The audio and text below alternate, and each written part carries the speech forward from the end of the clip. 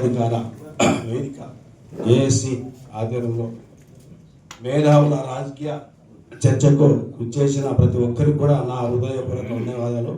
ముఖ్యంగా ఇక్కడ విచ్చేసిన ప్రతి ఒక్కరికి కూడా మా హృదయపూర్వక ధన్యవాదాలు. ముఖ్యంగా ఈరోజు ఇక్కడ ఎంతోమంది మేధావులు చర్చిస్తూ ఈ బహుజన అధికారం కోసం మనం ఎంతో కృషి చేస్తున్నాము.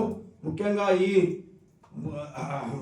ఈ వేదికలో మేధావులు చాలా మంది చర్చించి మనము బహుజనులైనటువంటి మనము ఇప్పుడు ఏ విధంగా అయితే మనం ముందు స్టెప్ తీసుకోవాలో దాన్ని క్షుణ్ణంగా చర్చించి ముందుకు ఇవ్వాలనే ఉద్దేశంతో ముఖ్యంగా మనము ఒకటే రెండు విషయాల్లో మాట్లాడుకుందాము.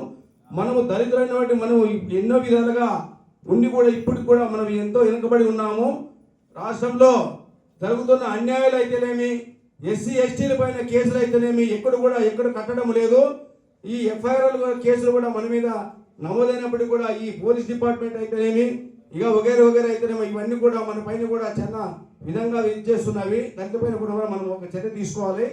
ముఖ్యంగా ఈ మేధావుల సదస్సును ఉద్దేశించి మనము ఈరోజు ఈ బహుజన రాజ్యాధికార సభను ఏ విధంగా ముందుకు తీసుకెళ్ళాలి, మనము 80% ఉన్న అందరూ కూడా మనము ఏకమైతే ఈ 2% ఉన్న ఈ అగ్రకులాలు ఏమి కూడా మనకి ముందుకు రాలేవు. మనము అందుకొరకు ముఖ్యంగా మనమంతా కూడా 80% ఉన్న